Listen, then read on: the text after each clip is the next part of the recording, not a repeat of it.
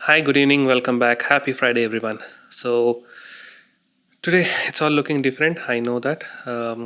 I probably, uh, this today goes into records as one of my most expensive haircuts. At least, like, not going to a super expensive salon, but definitely a super expensive haircut. The regular place that I usually go to, that the owner, he has a function in his house, like his son's marriage is in the first week of December, so he's off until then. So I mean, in fact, like he has even invited me, and we are pretty close. Like we usually bump into each other even outside of me going for a haircut. So in fact, like considering the fact that the next week there's a function, I thought like I'll go for a haircut, and I went to a different place. It's not a new place. I think so. Maybe like I don't recall. Maybe 5, 10 years back. Once I've gone here, but this place is now relocated to a different place and all those stuff. So I mean, in the same road. So I will go past this place every morning when I go for a walk. So I thought like let me try it here. It looks nice, clean, and all those stuff. I went there. Though the corona hygiene part of it was not really convincing.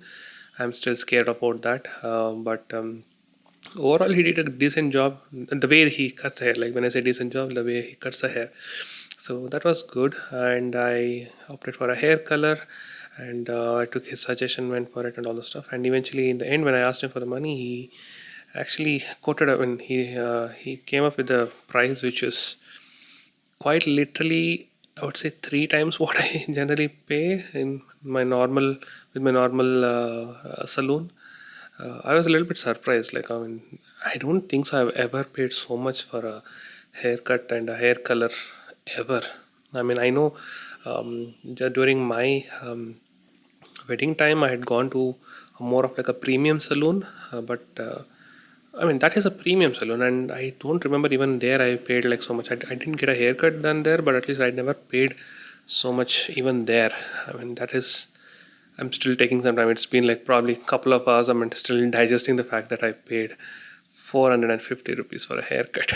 Anyway, keeping that aside, something interesting again with respect to a video that I saw in the morning.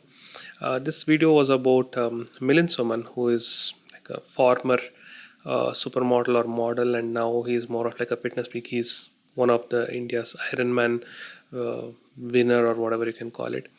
I was just going through a video wherein he talks about his tips on being healthy, being fit, and losing weight and such stuff. I don't think so it was for losing weight, but the title of the video was about losing weight. It's some interviews chopped together and made into suggestion listicle kind of a video.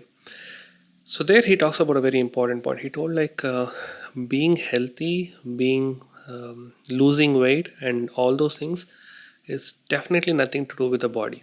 I mean, he tells like you want to do cardio, you want to run, you want to eat less, you want to eat more.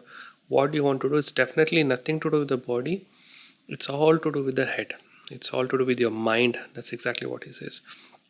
He says that if you're determined, if your mind is set to do what you want to become, or what I can call it as like I want to lose weight, and if you made up your mind and if you stick to your mind, the diet and all those stuff, then it will definitely happen.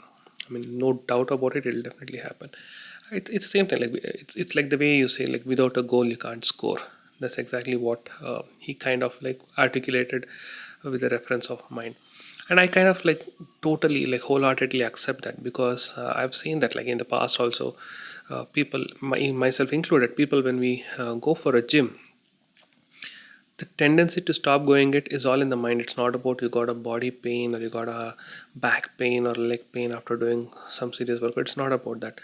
If you really want to go, you will go next day, but it's just that like one lazy day. Okay, one day you decide that okay, I'm feeling tired, I won't go. Or maybe like one day you get up late, that it gets etched in your mind, that you will not, that'll keep on happening. It'll happen probably twice in the next week, it'll happen thrice in the following week, and eventually you lose the interest. So it's all in your mind. Like even if you can't do something, you just put it in your mind that you will be able to do it, you can do it, and it will happen. And that's something I've been pushing. Like I've been kind of uh, taking this thing up a little bit seriously, like while doing a walk, while doing cycling, for that matter, even getting up and going. Most are like, I mean, I confess today I didn't go for a walk or a cycling because I got up very late. But quite often, like when I get up at like 7:15, sometimes I like, should I go today? Should I not go today? I'm like, no, I will go. Even if I walk for 5 minutes, it's okay, but I will go out of the house. I don't want to become lazy. I don't, I mean, for me, it is extremely important that I concentrate, like at least the next few months, few years, I concentrate wholeheartedly on my body so that I become more healthy and more fit. I'm definitely not happy with the way my body is right now. And I'm really liking the way it's progressing for the last 2.5 months. But I realize it's all in the mind. Again, when it comes to the diet and all those stuff, I know it's definitely not something you say like you see it and you forget it, and it's all in your mind. Like the first 2 months, I was like very serious. Like 1.5 months, I was very serious. This festival time, that little distraction that I got, like okay, let me eat one more sweet, let me eat rice, let me eat palau, let me eat XYZ. I eat one day, it's like you eat in the morning, you feel like okay, let me eat in the evening also because it was good. Then again, like let me eat tomorrow also. Like anyway, I ate yesterday. In your mind, you're not able to control that whole urge to not to eat. That's kind of what happened with the coffee also. I went for a trip in end of October. I had coffee a couple of times. I came back. I ended up having, even if it's like once in 2 weeks, I started having coffee, and like almost like 2 or 3 times a week, I started having tea at least once a day, which I had completely controlled. I was like, it's everything like and now. I mean, I don't know if I should still say now, but like it's like I'm hungry, I'm tired, or I feel like drinking something. Instead of going and taking a water or something else, like I'm like, let me have tea, let me have milk tea. So it's all in the mind. If I determine myself that okay, I don't want to drink tea, I will not. But again, I totally realize that it's everything to do with the mind. Okay, how much you control your mind, and mind controls what you want to eat, what you don't want to eat, what you want to do, what you don't want to do, and all those stuff. So in that way, I really like the video, and I totally uh, say 100% yes for whatever millions of us, and that's exactly what I would probably would make a propaganda about. Like if I really become like a typical before and after kind of a person, wherein I lose a lot of weight and I become fit. And if I have to tell anybody, I'll just tell them, don't worry about all this diet and what to eat, what not to eat. And start making up your mind. Like start getting that firm mindset that this is what I will do, this is what I'll not do. I will not drink coffee, I'll not touch sugar, I'll not touch fried items. Like it's all in the mind. It's not about what you eat, what you don't eat. It's all in the mind. Because even if it is there in front of you, it happened. Like I think a couple of days back, my mom gave me a couple of bhaji. I think she gave me three bhaji. I resisted it almost for like half an hour.